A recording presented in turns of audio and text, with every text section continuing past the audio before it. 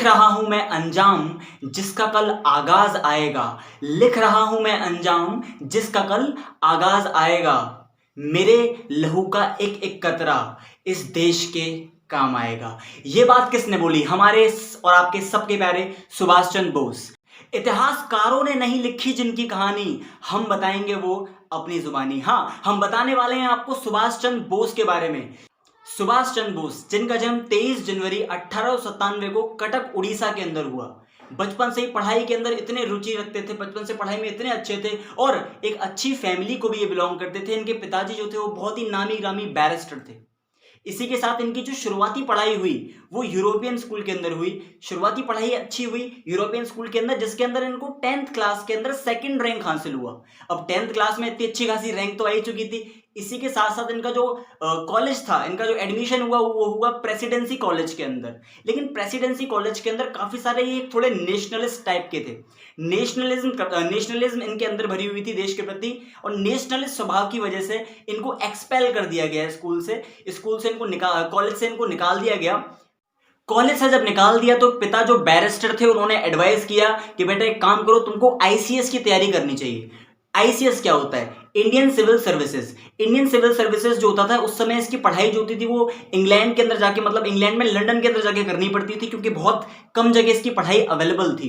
तो ये वहां से लंदन चले गए। लंदन जाकर 4 साल की जो पढ़ाई थी, इतने बुद्धिजीवी थे कि 4 साल की पढ़ाई केवल इन्होंने 7 महीने में कंप्लीट कर ली। और जब एग्जाम दिया इन्होंने, एग्जाम के अंदर इनकी 4th रैंक आई। आईसीएस के एग्जाम में 4th रैंक। उस समय किसी भी भारतीय की ऐसी रैंक या इतनी अच्छी पोजीशन नहीं हुआ करती थी। तो लोगों को लगा कि एक भारतीय 4th रैंक लेकर आया है। लेकिन जब इन्होंने वापस अपने देश की तरफ देखा तो इनको याद आया कि मेरा देश लुट रहा है अंग्रेजों के हाथ में और मैं मौज काटूं उन्हीं के साथ में। तो ये देखकर उन्होंने क्या करा, अपनी जो नौकरी थी उसको छोड़ दिया। और जब नौकरी छोड़ने के बाद जब भारत आए तो वो देखकर उनका जीवन परिवर्तन हो गया। उन्होंने भारत आकर देखा कि उनकी केवल एक छोटी सी नौकरी छोड़ देने की, जो उनके लिए छोटी थी, पूरी दुनिया के लिए बहुत बड़ी नौकरी थी, उनकी केवल एक छोटी सी नौकरी छोड़ देने के चक्कर में हजारों लोग उनको देखने आए थे। मुंबई जब शिप से आया करते थे ना, तो हजारों लोग उनको देखे, हजारों की भीड़ आई थी देखने के लिए कि कौन सा लड़का है जिसने इतनी बड़ी पोस्ट छोड़ दी। तो जब लोग उनको देख रहे हैं तो उनका एकदम जी भरा है एकदम। उन्होंने देखा कि एक नौकरी छोड़ने पे जब लोग मेरे साथ, इतने सारे लोग मेरे संग जुड़ गए हैं, तो अगर मैं इस देश के लिए लड़ूंगा तो ये पूरा देश मेरे लिए भी मेरा साथ जरूर देगा। उन्होंने नौकरी छोड़ी थी 1921 के अंदर, है ना। 1921 के अंदर उन्होंने वो जॉब पे से रिजाइन करा और हजारों की भीड़ आई थी साथ में। तो उनको प्रेरणा मिली कि मैं आगे जाकर अपने देश के लिए जरूर कुछ और भी कर सकता हूं। भारत तो आ चुके थे। भारत आने के बाद इन्होंने गांधी जी को बहुत ज्यादा फॉलो करते थे, तो गांधी जी के साथ जुड़कर उनकी पार्टी में उनका समर्थन किया। गांधी जी और उनकी जो पूरी कांग्रेस पार्टी थी, जिसमें जवाहरलाल नेहरू जी भी थे, काफी और बड़े बड़े नेता भी उस टाइम के हुआ करते थे, तो उनके संग बहुत ज्यादा इन्फ्लुएंस हमारे सुभाष चंद्र बोस का भी हो गया। अब इतना इन्फ्लुएंस जब देखा गया कि सुभाष चंद्र बोस का इतना इन्फ्लुएंस है, तो बारी आई 1930s के बाद का टाइम आया, जब अंग्रेजों ने क्या करा, अंग्रेजों ने बोला कि काम करते हैं कि we are giving you dominion status, कि हम एक काम करते हैं, हम आपको डोमिनियन स्टेटस दे देते हैं। मतलब पॉलिसीज रूल्स सब हम बताएंगे, लेकिन आप लोग सरकार बना सकते हो, आप लोगों के पास पावर है कि you can make your government, आप अपने इलेक्शंस करवा सकते हो। लेकिन गांधी जी तो इस बात पे एग्री कर गए थे कि चलो, उन्होंने प्रस्ताव रखा देश के लोगों के सामने कि डोमिनियन स्टेटस ले सकते हैं, पर इन्होंने बिल्कुल मना कर दिया। सुभाष चंद्र बोस जी की आइडियोलॉजी थी कि हमें डोमिनियन स्टेटस नहीं चाहिए, वी डजंट वांट। देखो, जब हम ट्रेड रिलेशन के ऊपर कोई निर्णय नहीं ले सकते, हम कम्युनिकेशन पे नहीं रख सकते कोई निर्णय, जब हम कोई डिसीजन नहीं ले सकते, सारी पॉलिसी अंग्रेज बनाएंगे, हम क्या करेंगे, हम उनको फॉलो करेंगे। सो हमें डोमिनियन स्टेटस नहीं चाहिए, हमें चाहिए पूर्ण स्वराज, हमें चाहिए पूरा स्वराज चाहिए, हमें खुद का राज चाहिए, जहां पे पॉलिसीज भी हम बनाएं, देश भी हम चलाएं, इलेक्शंस भी हम करवाएं, है ना। हमें ऐसा नहीं चाहिए कि अंग्रेज जब बोलते कि नेहरू अब आप हटिए, है ना, आप सुभाष चंद्र बोस आप आ जाओ, उनका रोल नहीं। उन्होंने कहा हम रूल करेंगे, हम पॉलिसीज बनाएंगे, ब्रिटिश का कोई रोल नहीं होना चाहिए, है ना। तो इस बात से पूरा देश बोला कि यस, वी वांट पूर्ण स्वराज। अब धीरे धीरे करके क्या हो रहा था, धीरे धीरे करके हमारे सुभाष चंद्र बोस जो थे वो भी थोड़े थोड़े गर्म दल के होते जा रहे थे। तो जिनको देखकर गांधी जी को बड़ी चिंता होती थी कि ये गर्म दल के, मतलब गांधी जी और सुभाष चंद्र बोस जी की जो आइडियोलॉजी थी, धीरे धीरे करके वो डिफरेंशिएट, मतलब उसके अंदर एक अंतर आता जा रहा था, है ना। तो इसको देखते हुए काम हुआ कि उन्होंने एक प्रेसिडेंशियल इलेक्शंस करवा लिए। 1939 के अंदर प्रेसिडेंशियल इलेक्शंस हुए। तो उन इलेक्शंस के अंदर था, गांधी जी एक इंसान को लेकर आए, एक पॉलिटिशियन को लेकर आए साउथ से, जिसका नाम था सीतारमैया। तो लोगों उन्होंने सब जगह बोल दिया कि अगर सीतारमैया को वोट दोगे तो मतलब सीतारमैया मेरा आदमी है ना, सीतारमैया को मतलब अगर आपने सीतारमैया को वोट दिया इसका मतलब आपने मुझे वोट दिया है। और सुभाष चंद्र बोस जी का भी उस पार्टी के इलेक्शन के लिए लड़ रहे थे। तो उसके अंदर क्या हुआ, इन दी एंड सीतारमैया हार गए और सुभाष चंद्र बोस जीत गए। इससे पता चलता है कि पार्टी के अंदर उनकी जो पहुंच थी, उनकी जो पॉपुलैरिटी थी वो बहुत ज्यादा बढ़ गई थी। पर गांधी जी नहीं चाहते थे कि वो वहां के लीडर बने, तो उन्होंने क्या करा, उन्होंने धीरे धीरे करके उन्होंने पार्टी से उससे रिजाइन कर दिया और उन्होंने कहा कि आपको जो करना है आप लोग करिए, मैं थोड़ा अलग चला जाता हूं। तो उनके अंग्रेज सरकार जो थी सुभाष चंद्र बोस के ऊपर ज्यादा नजर रखती थी, उनको कई बार जेल भी लेकर गए वो लोग, है ना। तो गांधी उन्होंने क्या सोचा, सुभाष चंद्र बोस ने, कि एक काम करते हैं, देश के अंदर तो कोई बात बन नहीं रही, यहाँ पे अब एकदम ट्विस्ट आएगा, है ना। उन्होंने कहा अब देश के अंदर तो कोई बात बन नहीं रही, काम करते हैं इस देश से बाहर निकल जाते हैं, है ना, देश से बाहर जाएंगे, बाहर जाके अलायंस बनाएंगे, है ना। तो सबसे पहले उन्होंने सोचा एक काम करते हैं, यूएसएसआर के पास जाते हैं, है ना। उस समय यूएसएसआर होता था, आज तो रशिया है। तो यूएसएसआर के पास जाते हैं और वहां जाकर उनसे बातचीत करेंगे, उनसे अलायंस बनाएंगे, है ना। तो उन्होंने अपने एक दोस्त से बातचीत करी, तो एक सरदार, एक भेष बदलकर, एक है ना, एक भेष बदल के वो अपने कोलकाता से धनबाद गए, धनबाद से काबुल गए और काबुल से वो सीधा निकलने वाले थे अपना जर्मनी के लिए। क्यों, उन्होंने सोचा एक काम करते हैं, जर्मनी क्या जाते हैं, जर्मनी के पास जाते हैं। क्यों, क्योंकि जो वर्ल्ड वॉर सेकेंड का टाइम था, तो जर्मनी, इटली, जापान ये थे आपके सेंट्रल पावर, है ना। और जो हमारा ब्रिटिश था, जिसके हम गुलाम थे, जो इंग्लैंड था, वो अलाइड पावर के साथ था, है ना। तो उन्होंने सोचा एक काम कर लेते हैं कि हम अलाइड पावर का सपोर्ट क्यों ले, एक काम करते हैं हम सपोर्ट ले लेते हैं किसका, जर्मनी के यहाँ चले जाते हैं। तो वो जर्मनी गए सुभाष चंद्र बोस, और जर्मनी जाके वो वहां के सबसे बड़े तानाशाह, जी हाँ आप जानते होंगे, वो हिटलर से मिले। और हिटलर से मिलने के बाद हिटलर का जो किस्सा है वो तो बहुत ही ज्यादा फेमस है। तो जब वो हिटलर से मिलने के लिए गए, तो हिटलर से मिलने के टाइम पर हिटलर का क्या था, हिटलर के 5 बहरूपी हुआ करते थे, है ना। तो वो खुद नहीं जाता था, क्योंकि हिटलर को जान का बहुत ज्यादा खतरा रहता था, तो वो अपने बहरूपियों से ही सारा काम करवा लेता था। तो वहां पर उसके बहरूपीय थे, है ना। तो जब हमारे सुभाष चंद्र बोस जी उससे मिलने गए, वहां जाके वो बैठे, तो बैठकर ही सबसे पहले मिलने के लिए आया हिटलर। तो जैसे हिटलर मिलने के लिए आया, उसने सामने से हाथ बढ़ाया कि हाँ बताइए क्या काम है आपको। उसने सामने से हाथ मिलाया ग्रीट करने के लिए, पहला आया। तो सुभाष चंद्र बोस जी खड़े हो गए, उन्होंने विनम्रता से कहा कि मैं आपसे मिलने नहीं, मैं हिटलर से मिलने आया हूं, हिटलर जी से मिलने आया हूं, कृपा करके उनको बुला दें। तो दूसरा आया, दूसरे ने भी आगे कहा कि मैं हिटलर हूं, बताइए क्या काम है। तो दोबारा से उन्होंने सेम बात कही, तीसरी बार भी आया, चौथी बार भी आया, पांचवी बार खुद हिटलर आया। हिटलर खुद चकरा गया, ये कौन है जो मुझे पहचान रहा है, दुनिया में आज तक तो मुझे कोई पहचान नहीं पाया, ये कौन बंदा है जो मुझे पहचान पा रहा है। तो खुद हिटलर आया बाहर निकलकर, और हिटलर ने आगे कहा गर्व से खड़े होकर, बताइए व्हाट डू यू वांट। तो जैसे ही ये रिप्लाई था, तुरंत सुभाष चंद्र बोस जी खड़े हो गए और उन्होंने झुककर प्रणाम करा कि जी हाँ मैं आपसे ही मिलने आया था। तो फिर से हिटलर चौंक गया कि पकड़ो इसको, कौन है ये, इसको कैसे पता चला। तो जब उन्होंने पूछा कि तुम्हें कैसे पता चला, तो उन्होंने बताया कि ये तो ऑब्वियसली सी बात है, अगर मैं आपके यहां पर आया हूं, एक परतंत्र देश, भारत एक परतंत्र देश है, तो मैं अगर आप वहां से आया हूं, गुलाम देश के यहां से आया हूं, तो आपके अंदर गर्व होना चाहिए। पर आपके जो और डुप्लीकेट थे ना, उनके अंदर कॉन्फिडेंस नहीं था, उनके अंदर गर्व की भावना नहीं थी, और हिटलर के चेहरे पर तो गर्व ही गर्व दिखेगा। तो ये देखकर वो हिटलर को पहचान गए, हिटलर बड़ा प्रभावित हो गया, है ना। जब हिटलर प्रभावित हुआ, हिटलर ने क्या कहा, उन्होंने उनका सपोर्ट करा हिटलर का। हिटलर ने कहा एक काम करिए, मेरे यहां से तो बहुत दूर है इंडिया, एक काम करो जापान जाओ, जापान हमारा ही देश है, जापान भी हमारे साथ मिला हुआ है, उनको उनसे लड़ने के लिए, तो जापान चले जाओ। तो उनको अपनी पनडुब्बी दे दी और उसकी मदद से वो कहां चले गए, जापान चले गए। जापान में जाके जापान के प्रधानमंत्री से उन्होंने बातचीत करी और उन्होंने कहा जापान के प्रधानमंत्री से कि ये जो एशिया है, ये तो एशियाई लोगों का होना चाहिए ना, ये बाहर के गोरे यहां पे कैसे आ गए, है ना।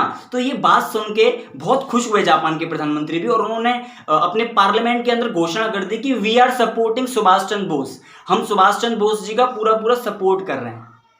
तो उस समय क्या हुआ करता था कि सिंगापुर जो था ना, उस समय सिंगापुर के ऊपर कब्जा था, है ना।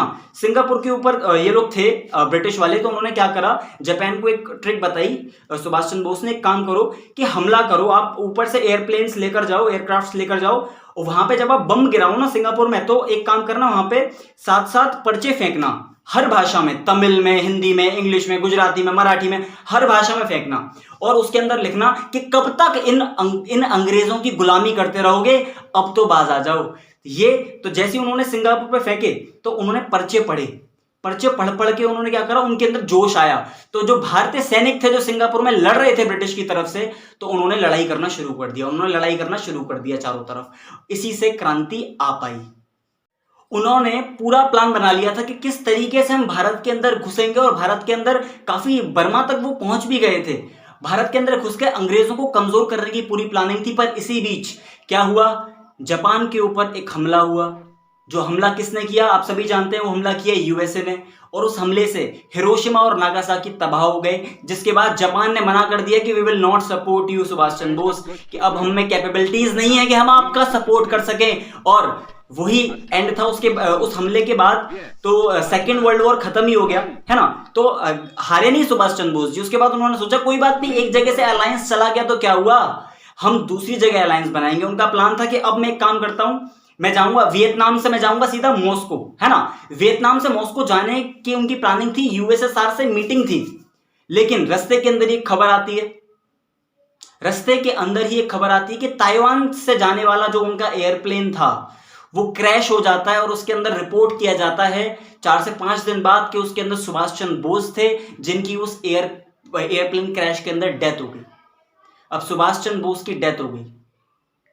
जब उनकी मृत्यु की खबर आई भारत में, तो भारत का बच्चा बच्चा रोया था, भारत का बच्चा बच्चा रोया था। और उसी के साथ बच्चे बच्चे के अंदर एक विद्रोह उठाया और उनके अंदर तीव्रता आ गई कि अब हमें खत्म करना है। देखिए आप थोड़ा क्रोनोलॉजी समझो, 40 लाख की जो सेना थी वो इंडियन आर्मी थी, इंडिया के लोग ही 40 लाख थे उसके अंदर। और जो ब्रिटेन के थे, जो ब्रिटिश के खुद के थे, वो तो केवल 40,000 थे, वो 40,000 और हम 25 लाख।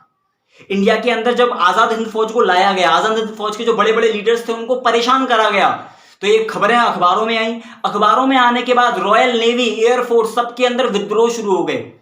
सब लोग, सब आर्मी वाले आपस में एक दूसरे को मारने, एक दूसरे को मतलब जो इंडियन आर्मी के हैं, जो इंडिया के मूल के हैं, वो दूसरे ब्रिटिश वालों को मारने लगे, है ना। उसके बाद क्या हुआ, जब ब्रिटिश तक ये बात पहुंची, जब बड़े बड़े लोगों तक पहुंची ये बात ब्रिटिश में, गवर्नमेंट में, तो उन्होंने कहा इनको डीकमीशन करना शुरू करो।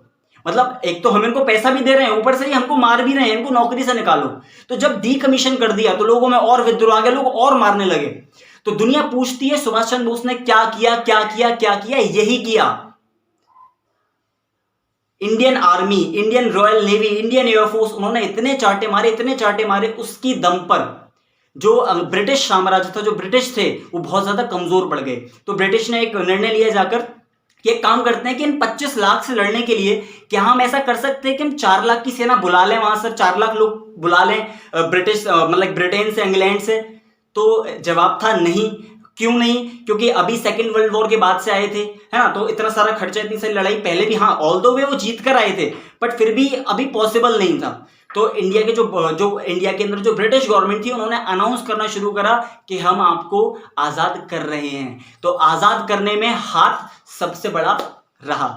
अब आजाद करने में कितना बड़ा हाथ रहा उसकी पुष्टि इस बात से भी हो जाती है कि उस समय के जो पीएम थे, प्राइम मिनिस्टर थे, क्लेमेंट एटली जो थे, उस समय के जो पीएम थे, 1945 से लेकर, है ना, वो 51 तक रहे थे, 1951 तक पीएम रहे थे। जब वो भारत आए आजाद होने के बाद, तो उनसे यहाँ के रिपोर्टर्स ने पूछा कि सर आप तो वर्ल्ड वॉर जीत कर आए थे ना, आप तो बहुत पावरफुल थे, तो आपने इंडिया को क्यों छोड़ दिया? तो उनका सिंपल रिप्लाई था कि ये जो इंडिया के जो सोल्जर्स थे ना, इंडिया के जो भी सोल्जर थे, इनका विद्रोह नहीं झेल पाए हम।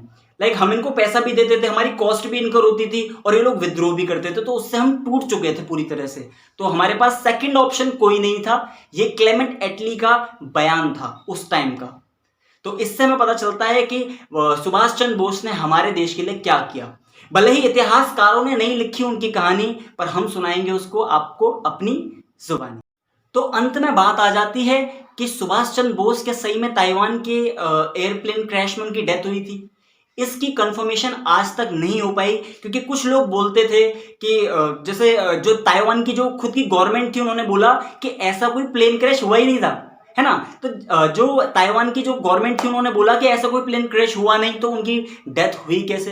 कुछ लोग बोलते थे कि वो वहां से फ्रांस चले गए थे, फ्रांस में वो वहां की इंटेलिजेंस में काम करने लग गए थे। कुछ लोग बोलते थे कि सुभाष चंद्र बोस जिंदा थे, जर्मनी के अंदर ही थे। काफी सारी रिपोर्ट्स निकाली गई और कभी कभी क्या उनकी जो कलश था, अस्थि कलश था जो आज भी रखा हुआ है, उसकी कभी डीएनए टेस्टिंग नहीं कराई गई। तो काफी सारे बड़े छुपे छुपे राज थे कि उनकी डेथ हुई कैसे आखिर। बट एक जो बहुत ज्यादा फेमस जो था वो था गुमनामी बाबा का। तो एक किस्सा बड़ा फेमस है, एक किस्सा बहुत इंपॉर्टेंट है, सुन के जरूर जाना। क्या हुआ था कि एक बार की बात है, एक चश्मे वाला था, एक चश्मे वाला अपना चश्मा बेच रहा था। तो उसकी दुकान के अंदर एक बूढ़ा आदमी, एक नॉर्मल आदमी एंट्री लेता है। और जब वो एंट्री लेता है तो एंट्री लेने के बाद थोड़ा वो सरदार टाइप का था, उसकी दाढ़ी काफी बड़ी थी, पगड़ी भी उसने पहन रखी थी, एक मोटा चश्मा पहन रखा था। तो जैसे ही वो आदमी दुकान में जाता है और दुकान वाले से कहता है कि आप मेरा चश्मा सही कर दीजिए, तो जैसे ही वो कुछ उठाने के, उनका चश्मा गिर जाता है उस बूढ़े आदमी का, और जैसे ही वो उस चश्मे को उठाने के लिए उठता है तो उसका वो भेस निकलता है। और जैसे वो भेस निकलता है तो दुकानदार पहचान लेता है। कौन?